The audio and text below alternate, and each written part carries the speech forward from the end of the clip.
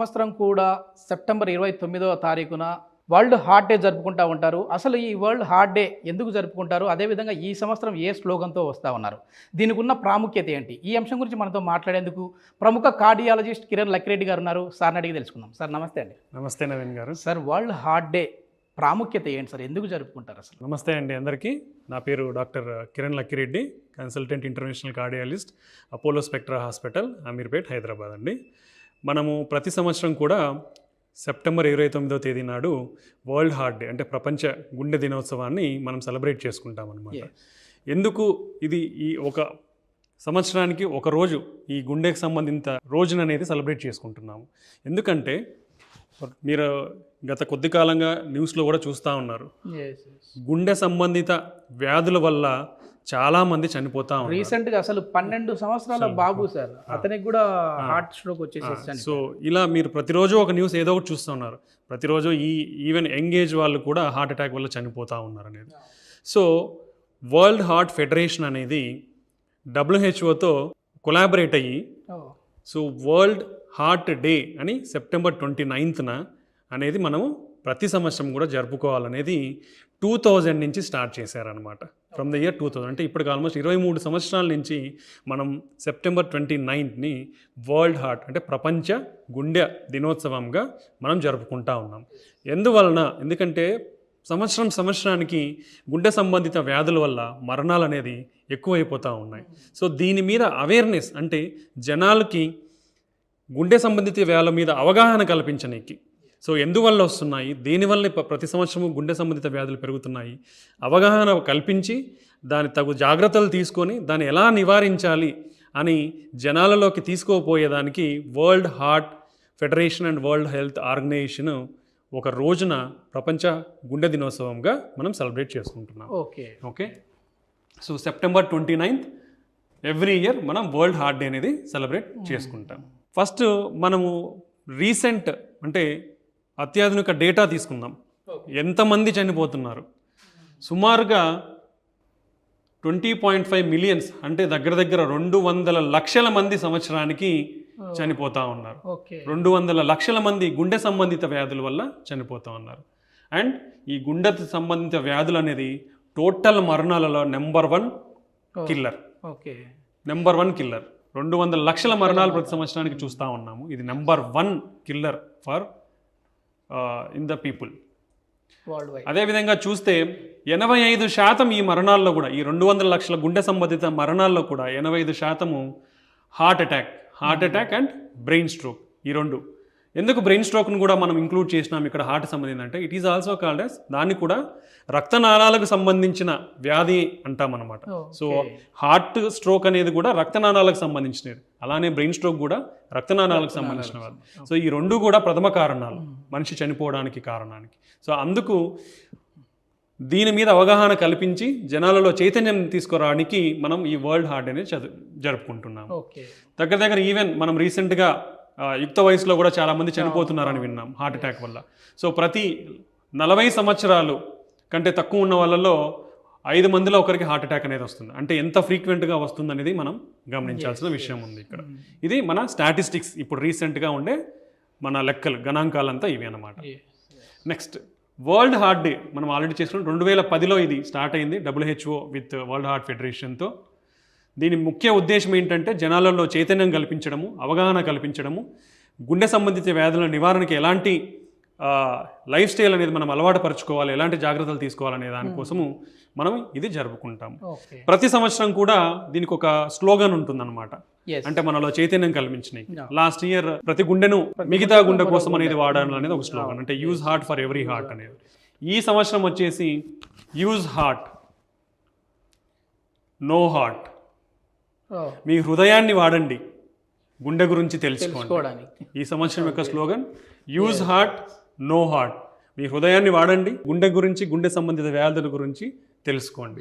దీనివల్ల మనం చైతన్యవంతులయ్యి గుండె సంబంధిత వ్యాధులను నివారించే అవకాశం ఉంటుంది. ఇది మన వరల్డ్ హార్ట్ డే స్లోగన్ ఈ ఇయర్. అంటే ప్రధానంగా అయితే ఈ ఎట్లాంటి డిసీజెస్ వస్తాయి అని చెప్పేసి తెలియజేసుకునే ప్రయత్నం అనమాట ఇప్పుడు మీరు ప్రతి ఒక్కరికి చెప్పే ప్రయత్నం. అసలు ఎట్లాంటి మనం చెప్దాం సార్ ఇప్పుడు ఈ వీడియో ద్వారా ఎట్లాంటి డిసీజెస్ వస్తాయి హార్ట్కి సంబంధించి. గుండె సంబంధిత వ్యాధులు అనేది అందరికీ కూడా హార్ట్ అటాక్ అని మాత్రమే తెలుసు. అవును. కానీ దీంట్లో చాలా రకాలు ఉంటాయి. Yes. ముఖ్యంగా హార్ట్ అటాక్ అనేది మెయిన్ కాబట్టి అందరు అదొక్కటే ఉంది అనుకుంటారు, కానీ చాలా రకాల గుండె జబ్బులు ఉంటాయి. అవి ఏంటంటే మనం చూద్దాము. ఇప్పుడు మనం చూస్తున్నాం ఇక్కడ ఈ ఇది గుండె స్ట్రక్చర్. మన గుండె అనేది ముడుచుకొని తెరుచుకుంటూ ఉంటుంది, అంటే పంపింగ్ అనమాట. పంపు చేసినప్పుడు ముడుచుకుంటుంది, మళ్ళీ గుండెలోకి రక్తం రావాలి కాబట్టి పంప్ చేయనీకి, సో అప్పుడు రిలాక్స్ అవుతుంది, అది తెరుచుకోవడం అనమాట. సో గుండె పైన ఉపరితలం పైన మనకు గుండె రక్తనాళాలు అనేది ఉంటాయి. సో ఈ రక్తనాళాలలో బ్లాకులు వచ్చేదాన్నే మెయిన్ హార్ట్ అటాక్ కాజ్ చేస్తుంది అనమాట. ఇది బ్లడ్ వెజల్ డిసీజ్ అంటాం, కొరనరీ ఆర్టరీస్ డిసీజ్ అంటాం. రెండోది, ఈ కొరనరీ ఆర్టరీస్లో బ్లాక్స్ వచ్చినప్పుడు కానీ ఏమవుతుందంటే ఇది హార్ట్ మజిల్, మన హార్ట్ అనేది ఒక మజిల్ అనమాట. సో ఆ మజిల్ అనేది చనిపోవడం వల్ల హార్ట్ అనేది వీక్ అవుతుంది. సో మస్కులర్ డిసార్డర్ అంటాం, అంటే దీన్ని కార్డియోమయోపతీస్ అంటాం, అంటే హార్ట్ మజిల్ డిసార్డర్స్. ఇది రెండో రకమైన గుండె జబ్బు అనమాట. ఓకే, ఇప్పుడు మనం చూస్తూ ఉన్నాం ఇక్కడ మన గుండెలో మన బాడీ నుంచి రక్తము రైట్ సైడ్ పై చాంబర్లోకి వచ్చేసి అక్కడి నుంచి కిందికి వెళ్ళి మళ్ళీ అది మన ఊపిరితిత్తుల్లోకి వెళ్ళి శుద్ధమయ్యి ఆక్సిజన్ అందుకొని మళ్ళీ లెఫ్ట్ సైడ్ పై గదిలోకి వచ్చి మళ్ళీ లెఫ్ట్ సైడ్ కింద గది ద్వారా మన బాడీకి అయోటా ద్వారా మన బాడీకి సప్లై చేస్తుంది. ఇది మన బ్లడ్ ఫ్లో, మన బాడీలో బ్లడ్ ఎలా మూవ్ అవుతుంది అనే దానికి ఇది ఉదాహరణ. ఓకే, సో ఇక్కడ లోపల చూస్తున్నాం, ఇక్కడ చాలా భాగాలు ఉంటాయి. ఈ బ్లడ్ వెజల్స్ ఉన్నాయి, ఇవన్నీ మెయిన్ బ్లడ్ వెజల్స్ అంటాము. ఈ పల్మనరీ వీన్స్ అంటాం, అంటే మన ఊపిరితిత్తుల నుంచి గుండెకి బ్లడ్ తీసుకొని వచ్చేటివి అనమాట. ఇవి పల్మనరీ వీన్స్ అంటాం. ఓకే, ఇది పైన 2 గదులు ఉన్నాయి గుండెలో, కింద 2 గదులు ఉన్నాయి. ఇది రైట్ సైడ్, ఇది లెఫ్ట్ సైడ్. ఈ 2 గదుల మధ్యలో వాల్స్ ఉన్నాయి, చూసారా, డోర్ లాగా ముడుచుకొని తెరుచుకుంటా ఉన్నాయి. ఈ గదుల నుంచి మన ట్యూబ్స్ ఉన్నాయి, అంటే ఊపిరితిత్తులకు సప్లై చేసే బ్లడ్ ట్యూబ్ ఒకటి రైట్ సైడ్ నుంచి, లెఫ్ట్ సైడ్ నుంచి మన బాడీకి సప్లై చేసే ట్యూబ్ ఒకటి. ఈ రెండింటి మధ్య కూడా వాల్స్ ఉంటాయి అన్నమాట. సో ఈ వాల్స్లో కూడా ప్రాబ్లం వచ్చే అవకాశం ఉంటుంది. సో ఈ వాల్స్లో ప్రాబ్లం ఏ విధంగా వస్తుంది అంటే అసలు తెరుచుకోనే లేకపోవడం, దాన్నే స్టీనోసిస్ అంటాం, నేరో అయిపోతుంది అనమాట. ఓకే, దాన్ని స్టీనోసిస్ అంటాం. లేదా ఇట్లా మూసుకోకుండా అవసరం ఉన్నప్పుడు తెరుచుకొనే ఉండటం, అప్పుడు ఏమవుతుందంటే లీక్ అవుతుంది అనమాట. సో ఇప్పుడు ట్యాప్లో హోల్ పడినప్పుడు లీక్ ఎట్లా అవుతుందో అలానే లీక్ అవుతుంటుంది. సో ఇవి వాల్వ్ ప్రాబ్లమ్స్ అంటాం. మనం ఇప్పుడు హార్ట్ బ్లడ్ వెజల్స్ ప్రాబ్లం చూసినాం, హార్ట్ మజిల్ ప్రాబ్లం చూసినాం, హార్ట్ వాల్స్ ప్రాబ్లం చూసినాం. ఇది కూడా సేమ్ డయాగ్నోస్టిక్ పిక్చర్ మనం చూస్తున్నాం, వాల్స్ అనేది ముడుచుకొని తెచ్చుకుంటా ఉన్నాయి. ఓకే, నెక్స్ట్ మెయిన్ సిస్టమ్ వచ్చేసి ఎలక్ట్రికల్ కండక్షన్ సిస్టమ్. మనం చూస్తున్నాం కదా, ఇక్కడ మెయిన్ పేస్ మేకర్ అంటే ఒక స్విచ్ అనమాట. ఈ స్విచ్ నుంచి మనకి ఇక్కడికి కరెంట్ పాకుతుంది, ఇది కంట్రోలర్ ఉంటుంది. ఈ కంట్రోలర్ నుంచి ఈ కింద ఫైబర్స్ వైర్స్ లాగా అనమాట, ఈ ఫైబర్స్ ద్వారా ఎలక్ట్రిసిటీ అనేది పాస్ అవుతుంది. సో ఈ ఫస్ట్ పైన స్విచ్ ఆన్ చేయగానే పై 2 గదులు ముడుచుకొని ఆ పై గదుల్లో ఉండే బ్లడ్ను కింద గదుల్లోకి పంపిస్తాయి. ఓకే, మళ్ళీ ఈ కింద గదికి ఆ ఎలక్ట్రిసిటీ వచ్చినప్పుడు ఈ కింద గదులు పంప్ చేసి బాడీకి అనేది బ్లడ్ సప్లై అనేది చేస్తుంది అనమాట. సో ఈ ఎలక్ట్రికల్ కండక్షన్ సిస్టంలో ఉండే ప్రాబ్లమ్స్ని మనం హార్ట్ బ్లాక్ అంటారు. ఇక్కడికి కూడా చూడొచ్చు మీరు, ఇది మెయిన్ స్విచ్, ఇక్కడ నుంచి వైర్ల ద్వారా కరెంట్ ఇక్కడికి పాస్ అయ్యి కంట్రోల్ దగ్గర నుంచి మళ్ళీ కిందికి ఈ వైర్స్ ద్వారా, అంటే కండక్షన్ సిస్టమ్ అంటాం దీన్ని, దీని ద్వారా పాస్ అయ్యి ముడుచుకుంటా ఉంది. సో ఈ కండక్షన్ సిస్టంలో ఉండే ప్రాబ్లమ్స్ని మనము మన గుండె రేటు తగ్గడం కానీ పెరగడం కానీ జరిగే అవకాశం ఉంటుంది. దీన్నే హార్ట్ రిథమ్ డిసార్డర్స్ అంటాం. అంటే మన నార్మల్గా 60 నుంచి 100 వరకు కొట్టుకుంటుంది, రెగ్యులర్గా ఒక క్రమ పద్ధతిలో కొట్టుకుంటుంది అనమాట. సో ఈ సిస్టంలో ఎక్కడైనా ప్రాబ్లం ఉంటే మనకు హార్ట్ రేట్ అనేది 60 కంటే తక్కువ పడిపోయి 30-40 కూడా పడిపోవచ్చు. సో అప్పుడు మనకి కళ్ళు తిరగడం ఇలాంటివి వస్తాయి. రెండోది, ఈ హార్ట్ రేట్ అనేది 150-200 కంటే కూడా ఎక్కువ కొట్టుకోవచ్చు. సో ఇది ఇంకో రకమైన ప్రాబ్లం. నెక్స్ట్ చూస్తే మనం ఇవి మన హార్ట్లో వచ్చే ప్రాబ్లమ్స్, డిసీజర్స్. మనం హార్ట్ అటాక్, సో ఇక్కడ చూసాము హార్ట్ అటాక్, ఇక్కడ బ్లడ్ వెజల్ అనేది చూసారు నార్మల్గా ఉంది, కొవ్వు పేరుకుపోయి రక్తం అనేది గడ్డగట్టిపోయి మనకి మజిల్ అనేది డ్యామేజ్ అవుతుంది. సో ఈ హార్ట్ బ్లడ్ వెజల్స్లో, కొరనరీ బ్లడ్ వెజల్స్లో ఉండే బ్లాక్ వల్ల హార్ట్ అటాక్ వస్తుంది. ఓకే, ఇది హార్ట్ వాల్వ్ అండ్ లీక్ అన్నారు. ఈ వాల్స్ ఇట్లా ముడుచుకొని తెరుచుకుంటా ఉంటాయి. ఇది సరిగా తెరుచుకోవటం లేదు, చూడండి సరిగా తెరుచుకోవటం లేదు, దాన్ని స్టీనోసిస్ అంటాం, అంటే నేరో అయిపోవడం. ఇది సరిగా మూసుకోవట్లేదు, ఓపెన్ అవుతుంది. సో దీనివల్ల లీక్ అనేది ఉంటుంది. ఇది రిగర్జిటేషన్ అంటాం. ఏ వాల్ 4 రకాల వాల్స్ ఉంటాయి. ఇది అయోటిక్ వాల్ ఎగ్జాంపుల్ కాబట్టి మనం అయోటిక్ అని చూస్తాం. సో ఈ 2 types of main diseases. Next తీసుకుంటే కార్డియోమయోపతి అని చెప్పాం, అంటే heart muscle disorders. Heart muscle disorders ఇక్కడ చూడండి మీరు, నార్మల్ హార్ట్ ఇక్కడ చూస్తే చూడండి ఈ గుండె అనేది ఉబ్బి ఉంది, ఈ సైజ్ చూడండి, నార్మల్ నుంచి గుండె సైజ్ అనేది ఉబ్బుతా ఉంది. దీన్ని డైలేటెడ్ కార్డియోమయోపతి అంటాం. అంటే మన గుండె మజిల్ అనేది వీక్ అవడం వల్ల అది పల్చపడిపోయి గుండె అనేది ఉబ్బుతా వస్తుంది అన్నమాట.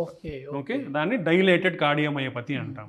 లేదా ఇంకో రకం ఉంటుంది దీంట్లోనే మజిల్ డిసార్డర్లో, మన మజిల్ అనేది థిక్నెస్ అనేది పెరిగిపోతుంది అనమాట. ఈ థిక్నెస్ పెరిగిపోవడం వల్ల ఇక్కడ ఫ్లోకి, అంటే మన బ్లడ్ ఏదైతే కింద ఛాంబర్ లెఫ్ట్ సైడ్ ఛాంబర్ నుంచి పైకి రావాల్సి ఉంటుందో ట్యూబ్లోకి, అది కూడా బ్లాక్, ఈ మజిల్ పెరగడం వల్ల, కండ పెరగడం వల్ల ఇక్కడ నీకు తక్కువ స్పేస్ ఉండడం వల్ల ఫ్లో అనేది తగ్గుతుంది అనమాట. ఇది హార్ట్ మజిల్ పెరుగుతుంది అనమాట. దీన్ని హైపర్ట్రోఫిక్ కార్డియోమయోపతి అంటాం, అంటే మజిల్ కండ పెరగడాన్ని అనమాట. ఇది ఒక రకం అనమాట. మనం హార్ట్ రేట్ అబ్నార్మాలిటీస్ చూసాము. సో ఇక్కడ ఈ కింద భాగంలో ఇట్లా ఒక సర్క్యూట్ లాగా ఫామ్ అయిపోయేసి అది హార్ట్ రేట్ అనేది విపరీతంగా 180, 200 కూడా కొట్టుకునే అవకాశం ఉంటుంది. ఇది చాలా లైఫ్ థ్రెటనింగ్. దానికి ఇమీడియట్ ట్రీట్మెంట్ తీసుకోవాల్సి ఉంటుంది. దాన్ని వెంట్రికులర్ టెకికార్డియా అంటాం. కింద భాగంలో వెంట్రికల్స్ నుంచి వస్తుంది కాబట్టి ఇది పెథలాజికల్ మెకానిజం. ఇందులో సివియర్ ఏంటి సార్? మామూలు ఇప్పుడు మనం చాలా వెంట్రికులర్ టెకికార్డియా అనేది చాలా dangerous. Ventricular tachycardia fibrillation heart rate ఎక్కువ ఉంటుంది, చాలా ఎక్కువ ఉంటుంది అనమాట. అది ఇమీడియట్ గా మనము షాక్ ఇవ్వకుంటే చనిపోయే ప్రమాదం ఉంటుంది. సడన్ కార్డియాక్ అరెస్ట్ అంటాం కదా, ఈ సడన్ కార్డియాక్ అరెస్ట్ ఇది ఒక కారణం అనమాట. ఇంకోటి ఏట్రియల్ ఫిబ్రిలేషన్, అంటే పై గదిలో ఇది చూడండి నార్మల్ కండక్షన్ సిస్టమ్, ఈ పై గదిలో ఇక్కడిక్కడే తిరుగుతూ ఉంటాయి సర్క్యూట్స్ లాగా. సో ఇక్కడ హై రేట్ ఉంటుంది అనమాట. ఇది కూడా 200 పైన కొట్టుకుంటుంది. కింద భాగంకి కొన్ని కండక్ట్ అయితే కొన్ని కండక్ట్ కావు. దీన్ని ఏట్రియల్ ఫిబ్రిలేషన్ అంటాం అనమాట. ఇక్కడ కూడా హార్ట్ రేట్ అనేది ఎక్కువ ఉంటుంది. ఇది అనదర్ మెకానిజం. అది కింద గదిలో ప్రాబ్లం ఉంటే ఇది పై గదిలో ప్రాబ్లం ఉంటుంది. ఇంకో హార్ట్ బ్లాక్స్ అని విన్నాం మనం ఇప్పుడు, అంటే తక్కువ కొట్టుకుంటుంది గుండె అనేది. సో ఇక్కడ మనకు బ్లాక్ ఏర్పడుతుంది. ఒక్కొక్కసారి నిదానంగా కండక్ట్ అవుతుంది, ఒకసారి మొత్తానికి కండక్ట్ కాదు. అప్పుడు మనకి ఈసీజీలో తెలుస్తుంది అనమాట. హార్ట్ రేట్ అనేది ఈ పైన సపరేట్ కొట్టుకుంటుంది, కింద సపరేట్ కొట్టుకుంటుంది. ఈ కింద నుంచి వచ్చే ఒక ఏదైతే స్విచ్ ఉంటుందో అది నిదానంగా కొట్టుకుంటుంది, అందువల్ల మనకు హార్ట్ రేట్ అనేది తగ్గుతుంది. ఇది హార్ట్ బ్లాక్ అనమాట. ఇవి గుండె జబ్బులు అనేటి ఇన్ని రకాలుగా ఉంటాయి. ఒక హార్ట్ అటాకే కాదు, ఏదో జస్ట్ హార్ట్ అటాక్ అని అంటే అంత కలిపి ఒకేలాగా అనుకుంటాం, కానీ గుండె జబ్బులు ఇన్ని రకాలుగా ఉంటాయి అన్నమాట.